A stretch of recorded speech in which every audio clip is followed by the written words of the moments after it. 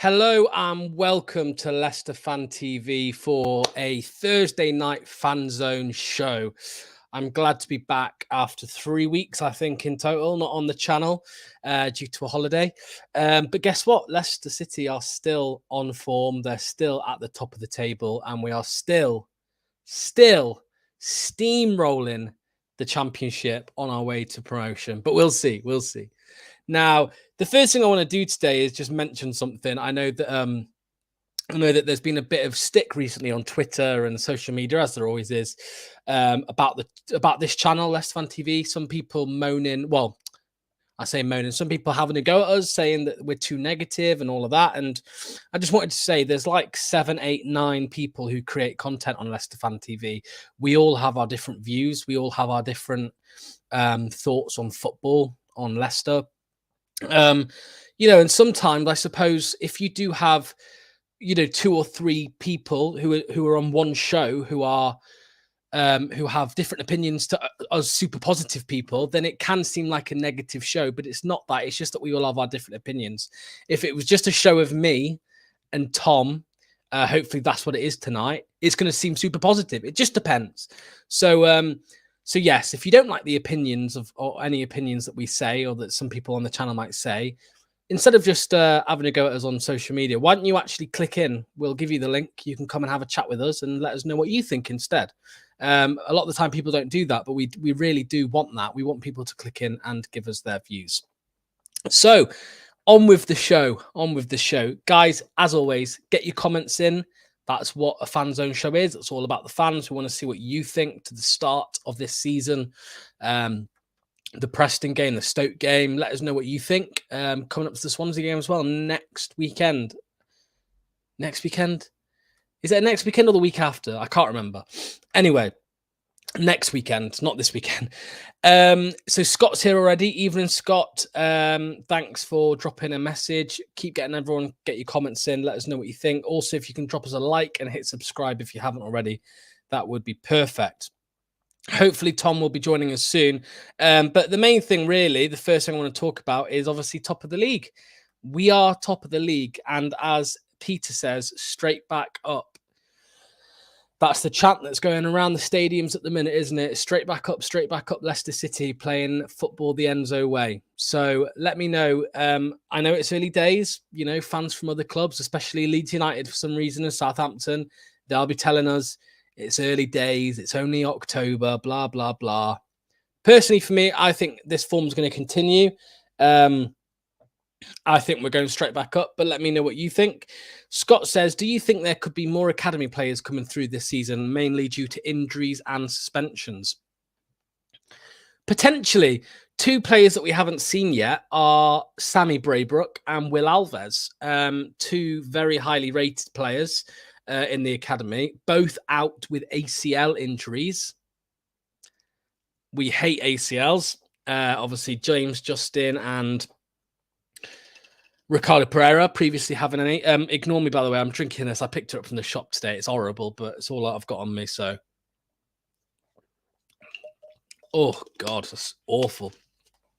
Anyway, Will Alves, Sammy Braybrook, 2 players coming back soon. Hopefully in the next few months. So maybe we might see them. Will Alves, I imagine, can play in that kind of advanced 8 role.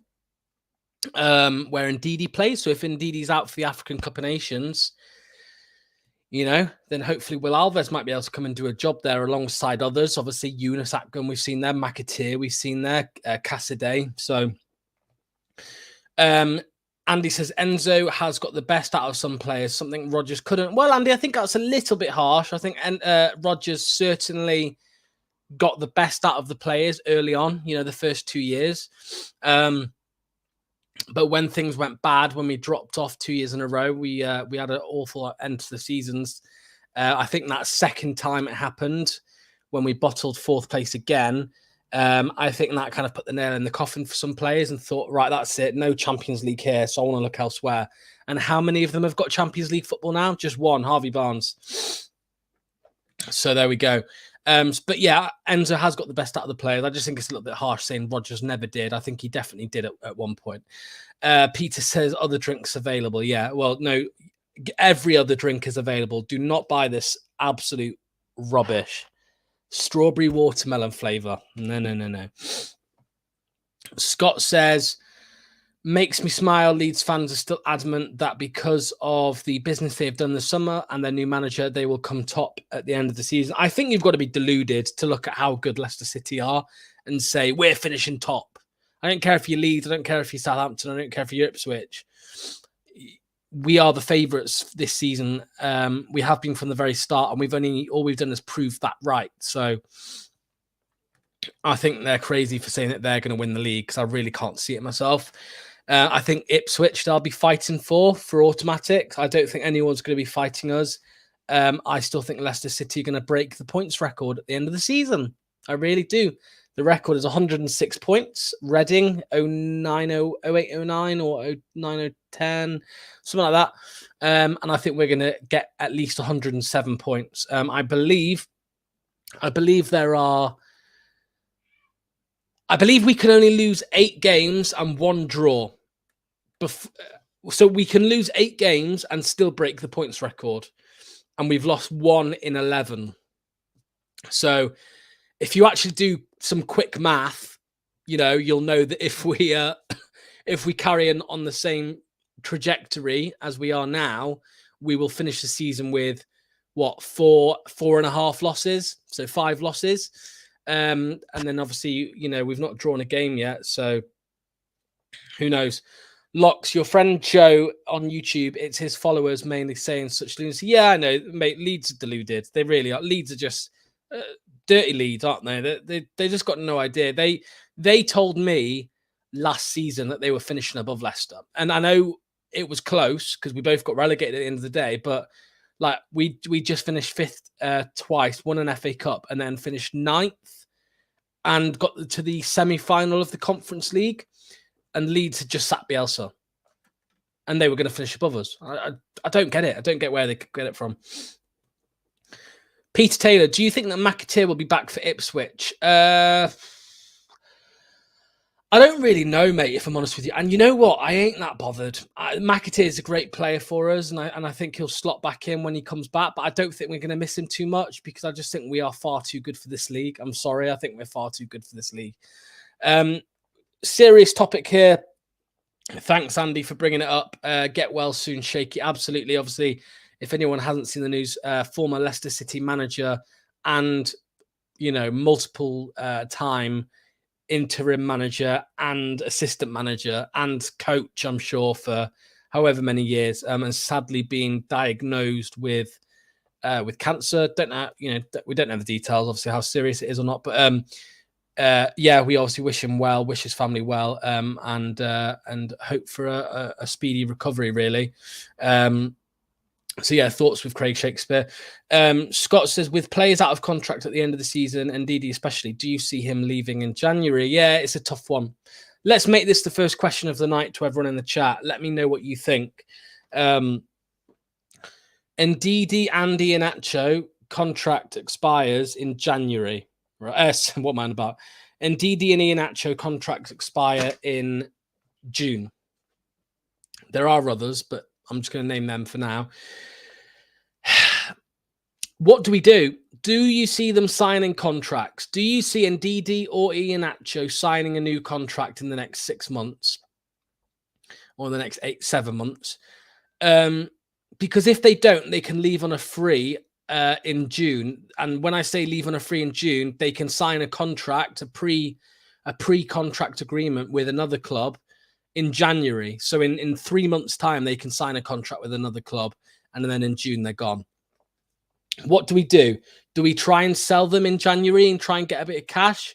It depends on the club that are buying, how desperate they are. Obviously, if they want them there and then, if they really need the player, then they might pay some cash in January. Otherwise, they'll probably just sign a contract agreement and, come in January, in June. So let me know what you think, guys, in the chat. Do you think we should cash in, or do you think they'll sign a contract? I think it's a tough one. I could see Iheanacho signing a contract maybe, but let me know. Also, guys, what I'm going to do is I'm going to put a link in the comments section on Facebook, YouTube, Twitter, all sorts, whatever we're live on. That link, if you click it, it will allow you to enter your name. I think you have to sign in nowadays, actually, and you can come and join us and give us your thoughts. So please do that. It'd be much appreciated. Anyone in the Facebook group as well, I've put that in there. But yeah, just hit this link and come join us, have a chat with me. So yeah, Ian Acho and Didi, they're also on African Cup of Nations duty, as Scott Blankley has said here. Don't forget they have AFCON duty. I actually think they will have a pre-contract agreement with a club abroad, which I believe they can do in January. Yeah, exactly what I just said. They can sign a contract with a club. I don't know if it's just abroad or if it's anywhere. Let me know. I thought it was anywhere, but I might be wrong. But you know, it's a tough situation, and we'll find ourselves, if we're not careful, in a similar situation to what we were, 3 months ago with Tielemans, Papi Mendy, Soyuncu, Ayoze Perez, Amati. You know, there's a few there, and obviously Maddison with 1 year left when he left. So yeah, it's a tough situation. Luke Thomas still out of contract next summer. Hamza's just signed on, so maybe the club are in the process now that we've got a bit of a steady period, winning games quite comfortably every week. Maybe the club are looking to renew certain contracts. Maybe they don't want Ndidi and Iheanacho. It all comes down to Enzo. What does Enzo think? What does Enzo want for the championship, for the Premier League next season? Should we get promoted? Does he want players like Ndidi and Iheanacho that have been around the club for years and haven't really, you know, I was going to be a bit harsher and say done much, but they have done much in Rodgers' early days. But you know what I mean? You know, does he still want them around the club? Maybe he wants fresh blood. You know, Ndidi and Iheanacho, there's probably 150 grand worth of wages a week. So does he want to keep, you know, bring in 3 players or 4 players on those wages? You know what I mean? So it's a tough one. When we go back up, there will be a big rebuild. I'm not sure on that, Adam. I'm not sure. We've got Hermanson. Let's have a think. Let me know in the comments, what players do you think would fit into our starting lineup next season in the Premier League should we go up and we're playing the same kind of football, same system? Hermanson definitely stays. I would imagine Fast stays. I would imagine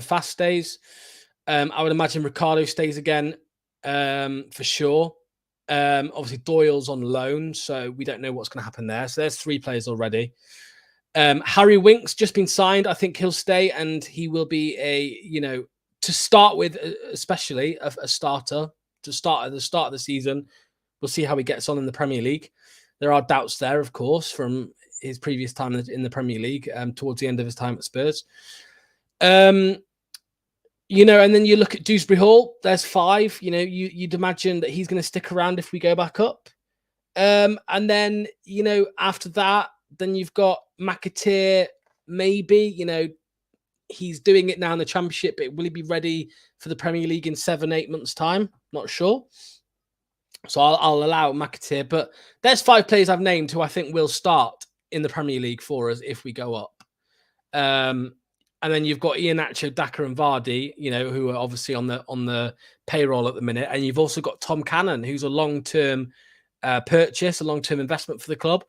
You know, will he be our future number 9? Will he be good enough? Who knows? So it's going to be a little bit of a rebuild. I don't think it's going to be a massive rebuild. I don't think it's going to be any bigger than what it was this summer, is what I'm trying to say. We'll have Fatawu if we decide to proceed with that option to buy. So yeah, I'm not 100% sure. Guys, the next thing I want to talk about really is the football. You know, what I said at the start of the show about Leicester Fan TV getting a bit of stick recently about negativity. It's time for you to talk, you guys in the chat. I'm going to post the link one more time if you want to come and click on. Please do, because people disagree with what we say, but they never come on and give us their own opinion. Thanks to everyone who's been commenting. That's great. If anybody wants to come and actually have a chat with me, that's even better. The football.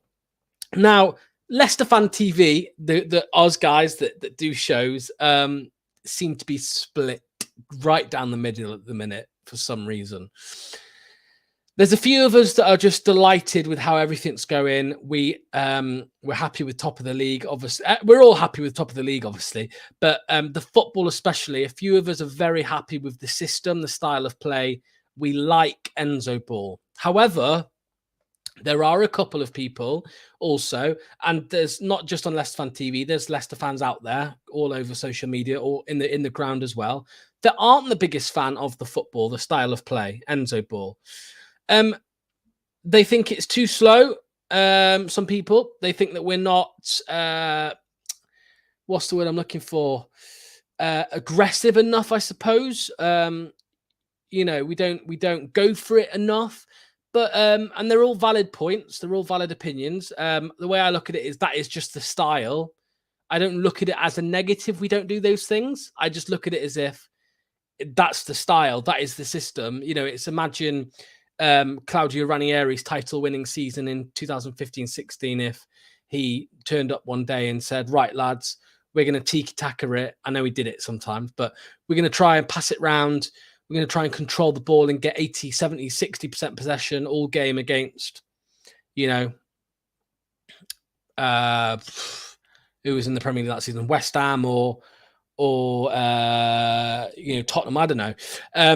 It wouldn't work because that's not the system, that's not the style, that's not what the players were used to at the time. Whereas now we are playing that type of football, patient, build up, looking for openings. We are triggering press. We're sitting back. We're passing it side to side. We're tiring the opposition out completely. And then when they make a mistake, a lack of judgment, if they start to press, we can play through. And I think that's just the style, if I'm honest with you. And I like it. You know, everyone has their own preferences on what they like to watch when it comes to football. It's like me. It's like with the cinema, right? Would I go to the cinema tomorrow and watch a horror movie? Absolutely not.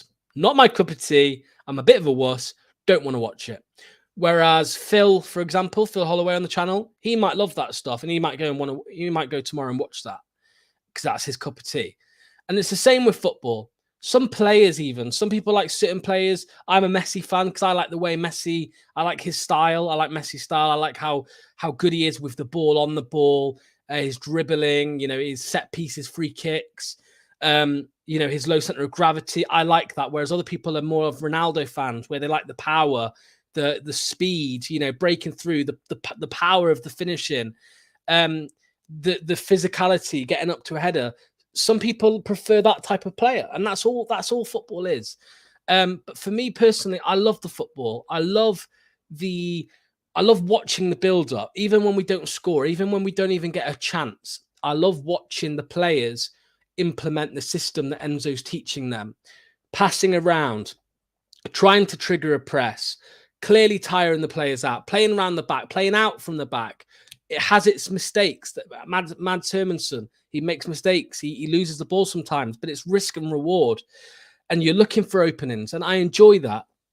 Dorco, I couldn't disagree with you more, mate. The fans pay their money and should expect to be entertained. Would you rather us get beat 4-0 every week and try and maybe get 10 shots on target? If you'd prefer that, then fair enough. But I personally wouldn't.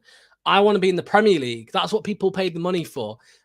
People go to football games paying their money because they love football, they love their team, but more importantly, they want to be the best. They want their team to be the best they can. And at the minute, we are playing so well. We are playing much better than what we would be if we were trying to just attack for 90 minutes and conceding goals. But again, Dorco, that's what you want to see. That's fine. That's, you know, there's no problem with that whatsoever. That is your preference.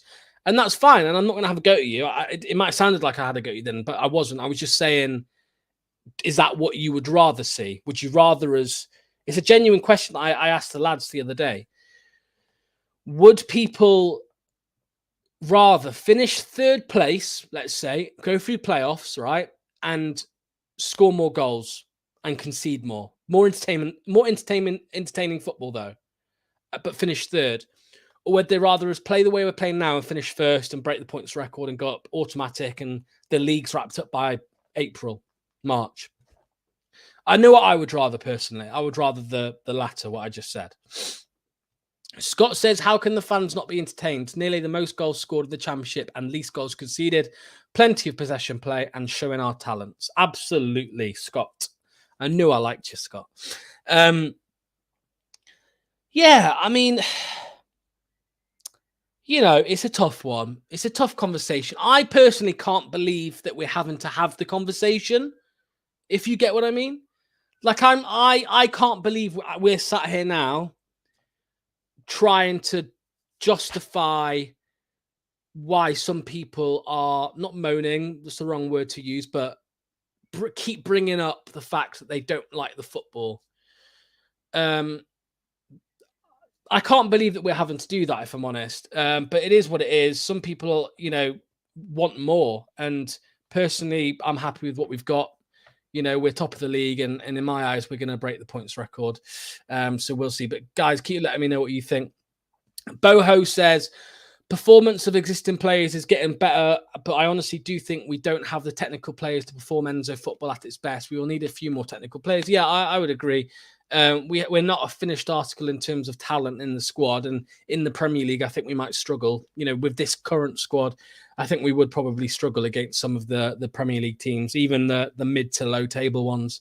You know, I think we've got a better squad at the minute than a couple of Premier League players, Premier League teams like Sheffield United, Everton, Luton, definitely. Maybe Burnley. I think we've got a better squad than them guys. But if we came up against a West Ham, or you know, well, any of the mid-table teams, really, Crystal Palace, I think we might struggle at times. So we do need to sign more players eventually, and whether we do that in January, maybe, you know, do we gamble in January and bring in players for the Premier League, recruit for the Premier League? I think personally we should. Andrea says, I don't think we will. If you're on about struggling in the Premier League, I think we'd finish mid, you know, we'd finish bottom half of the table, personally, in my opinion, right now. But yeah, Andy says Leicester up, Forest down. Imagine. I don't think it will happen, unfortunately. I think Forest are all right up there now, but yeah, hopefully. Ian says, regardless, a win is a win as long as we win. Yeah, we all would have cried for any type of win, a smash and grab or whatever last season. And now, because we're in the Championship, people want us to go out and batter teams and attack for 90 minutes. And if we did that, we'd lose a lot. We'd lose a lot of games, in my opinion. You know, teams are sitting back, parking the bus.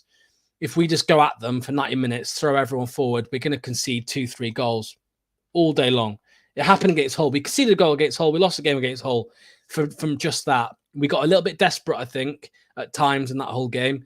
Threw the kitchen sink a little bit, and it cost us because they hit us on the break. And I know it was a lucky goal because Liam Delap's shot took a deflection, but, you know. Andy says we have not been punished for some of the mistakes. Absolutely, Andy. We haven't been. And the quality difference, the drop in quality from the Premier League to the Championship has shown this season. You can see that in the Coventry game, especially. Remember the 2-1 win against Coventry, first game of the season. You look at Ellis Sims, is it Charlie Gooden? They should have scored 3-4 goals that game, and they just didn't have the quality to do it. So we would concede a lot more goals in the Premier League if we played how we did at the start of this season. But on the flip side, Andy, you know, how many chances have we missed where we should have scored? We've had a few as well ourselves. So, you know, if we're going to bring in missed chances into it, you know, we should have, you know, maybe won. I think we hit the crossbar or the post against Hull. Imagine we'd have scored that. Phil says, it's been a great start to the season, and I think we will only get better and better. Can we keep this consistent results and performance, do you think? Exactly, Phil. Let us know what you think in the chat, guys, to Phil's comment. Do you think we can keep the consistency? And what could harm us? What could cause us to drop points or destabilize us this season? You let me know in the comments what you think. For me, it's the African Cup of Nations or injuries. They're the two obvious ones. Especially Harry Winks. Injury to Harry Winks would be disastrous, in my opinion. But let me know, guys, in the comments. Respond to Phil's comment, his question. Can we keep the consistency and performances? I think we will. I think we can. We'll definitely lose another couple games this season, but I really can't see us losing more than five. Really. I truly believe we are going to break the points record and, you know, on paper, be the best championship team that's ever existed. So, Andy says, I'd like to see how we react if we go 2 down. Yeah, Andy, it's a very good point. That is a very good comment, actually. I would agree with you. Yeah, 100%. Comment of the night, that, Andy, so far. Thanks, Andy. Comment of the night. How would we react if we go 2 down? We haven't seen it. All we've seen so far is we go 1-0 down and we do show a little bit of fight. You know, not so much against Hull. We struggled a little bit before the international break. But every other game that we've gone 1-0 down, we have fought back and we've performed well. What would happen if we went 2-0 down? Phil says again here, perhaps complacency, and yes, Harry Winks or Ricky P getting knocks. Yeah, I think James Justin might be able to slot in that Ricky P role, Phil. Only just. But the Harry Winks one is a tough one, really. I just can't imagine us playing this system this way without Harry Winks. But, you know, as long as everyone else around him is 10 out of 10 on their day, you know, we can probably get by without Harry Winks, but we'll have to see. Vaughan says African Cup could make us weaker. Well, it's definitely going to make us weaker in terms of a squad, a collective, because we'll be without Ndidi and we'll be without Iheanacho.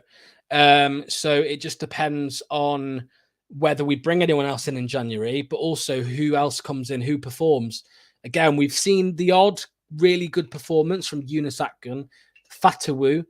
You know, McAteer all season's been quality. When's he back? We don't know for sure yet. So we've got players that can slot in, but it's just whether or not they get injuries. We just don't know.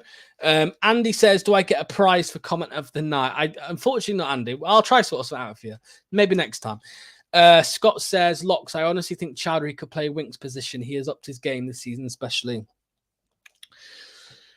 Yeah, look, I'm not here to badmouth Chowdhury because he's done exceptional every time he's, you know, when I say exceptional, I'm not saying 10 out of 10, but he's given us 7 out of 10 every time he's come in and slotted in somewhere. I just think he would lack enough quality to play in that Winks role. We know how good Winks is with passing, his passing range, his short passes. So I think we might struggle a little bit without Winks, but you never know. You never know. Chowdhury might go in there, or someone else might fit in there, like Cassaday or Dewsbury Hall might drop back, and Ndidi might drop back. We just don't know. Scott says, what's everyone's thoughts on games against Leeds and Ipswich? As I think these teams will be our hardest games. Yeah, I think Ipswich will be the hardest game, to be honest with you. But then you look at how we dismantled Southampton and Preston, who are both good teams. Well, Southampton obviously aren't that good this season, and they're on a little bit of form now. But Preston, they were 3rd in the table. They had won every game, I think, at one point. And we dismantled them really quite comfortably. Like every game, it's been comfortable besides the whole game. And weirdly, I would say the whole game was quite comfortable, if you know what I mean, in terms of like controlling the ball and stuff. But we just didn't have enough cutting edge, and we made a mistake. When fit, Pratt is Winks' replacement. Who could forget Pratt? I could forget Pratt because I forgot about him. Of course, Pratt is in the squad. Yeah, Andy, second best comment of the night. No, Pratt. Yeah, I would agree. Pratt is probably the most sensible replacement for Winks in that role, if I'm honest with you. Sorry. Yeah, it's a tough one. I think Pratt would do well there. Boho Records and Rags also says we have to remember we really didn't have a pre-season. We were just thrown into the league. Exactly. We had 4 weeks. We had 4 weeks under Enzo. Some of them players came into the squad late for transfer. Some of them came in late from international break. And we only really had 3 proper games, which were Northampton, Liverpool, and Leuven. And the others were, I mean, I ain't being funny, but Peterborough was behind closed doors. It was the first ever game. And who else was it? Sorry. Some Thai team, right? Some team from Thailand, which, you know, whatever. So the first few games of the season were really pre-season. And, you know, I spoke about this on Jamie's show on Sunday.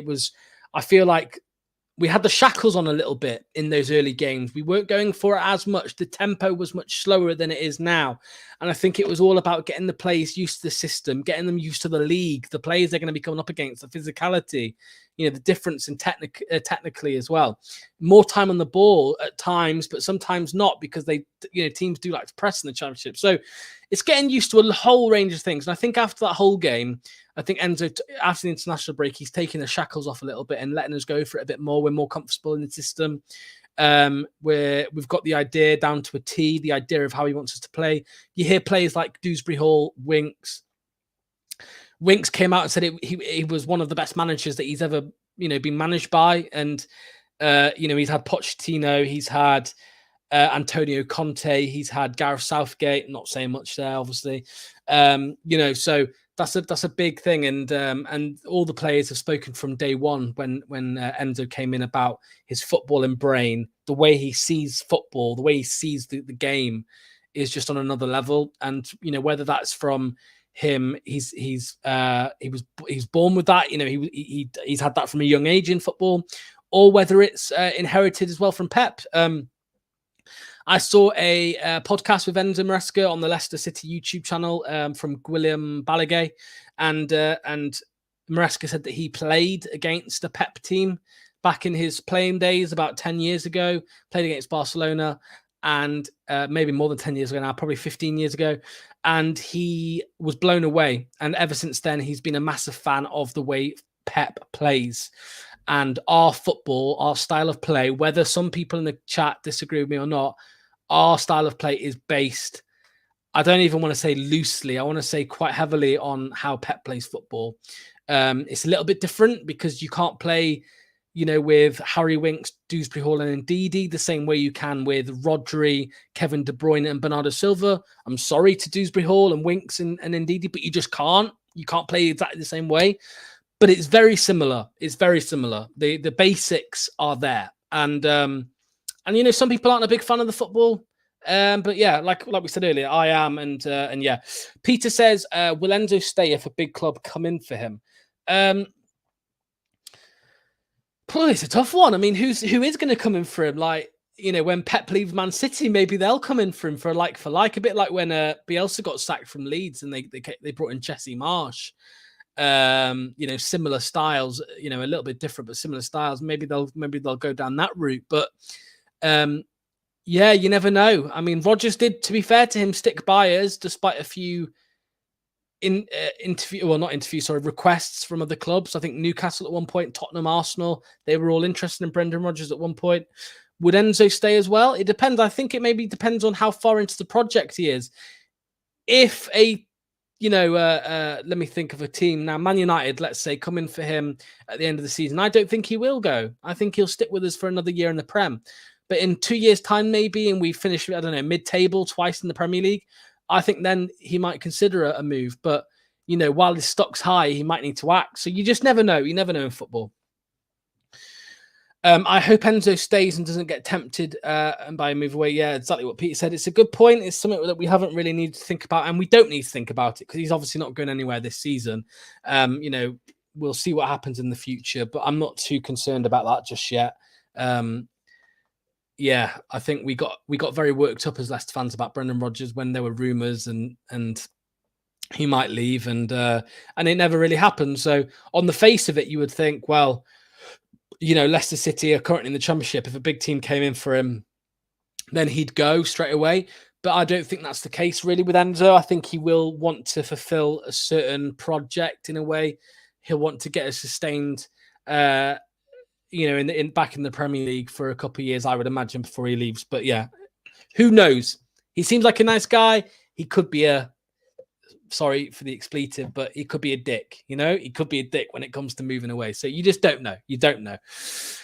So yeah, guys, coming towards the end of the show, let me know what you think. I didn't see many comments actually saying about what you actually think to Enzo Ball. Please let me know. As I said, I'm a big fan of it. There are fans that aren't.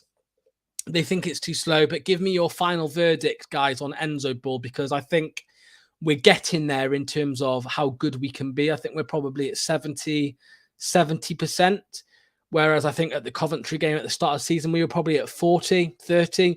So we've improved. We've come on leaps and bounds since then. But let me know what you think about Enzo Ball. Do you have faith that it will keep us where we want to be come into the season? Will we maintain it? I think we will, just because on the sole basis that we starve the opposition. We starve the opposition of possession and when they don't have possession, they don't have many chances. It's just common sense, isn't it? It's like that's a Michael Owen type bit of punditry there. If you remember when he said, teams that don't shoot don't score, or something like that, where he said teams that don't score don't win. Thanks, Mike. Thanks, Michael. Appreciate that. But yeah, we starve teams of the opposition of possession, and I think that helps us out a little bit in terms of other teams can't really get much momentum. Look at the Stoke game. They came back a little bit at us. I can't remember, it was middle of the second half or something. And Enzo quickly made changes and got back on top of the game. And I think that was really good management from him. Andy says, I think we are only playing in second gear. I think we have more gears in the tank. I think we've got 5 gears, Andy, and I think we're on about 3. I think 2 is overdoing it a little bit. I think maybe third gear, I reckon, out of 5. We're a 5 gear bicycle. Yeah. 5 gear bicycle. Let's go with that. We're a 5 gear bicycle, and we're currently in third gear. It's going to have to be patient play. Exactly, Kian. I'm with you, mate. I just think it's the best way to go about things. Guys, if some people didn't like this football, imagine it under Scott Parker. I wanted Scott Parker originally, but God, I'm glad that it never happened now, because Enzo Ball is sexy. You know what I mean? It is sexy football. So I'm happy that Scott Parker Brexit ball never came into fruition. But yes, that's pretty much it, guys. Obviously, thanks for getting your comments in, your likes in. If you can, please subscribe. It would be much appreciated. Andy dropping it off with the Premier League fitness is defo helping us. I think we struggled with our fitness last season, to be fair, Andy. I think we've improved on fitness levels, if I'm honest. But you know what does help us? Our facilities. Our facilities are one of the best in the Premier League, let alone the Championship. No one of any time in history ever had facilities like we do in the Championship, and some of them in the Premier League would only dream of having the facilities we do. So that does help as well. It does help. But yeah, let us know what you think to everything we've spoken about tonight, really. Even if you're not watching this live, if you're watching this on playback, drop us a comment. Let me know what you think to Enzo Ball, whether you think we'll sustain this form, whether you think who would come in for Winks, everything we've spoken about. Let me know what you think in the comments below. As I said, if you can drop a like, much appreciated. If you can hit subscribe, guys, come on, it takes 10 seconds. All you do is scroll down on YouTube and hit subscribe. And if you're not watching on YouTube, head over to YouTube. Please hit subscribe. It'd be much appreciated. It's all free content on Leicester Fan TV. So all you can do, if you can do that, it would help us so much. So thank you. But yeah, that's it. So as I said, thanks for watching. We will have Jamie's show on Sunday, the Aftermath show, as always. I won't be in Turkey this time, unfortunately. I'm obviously in Leicester, as you can see. But join us for the Aftermath show, where we'll be talking about no match, obviously. Maybe he'll talk about England a little bit. God, who cares about that? But yeah, as always, come on, you foxes.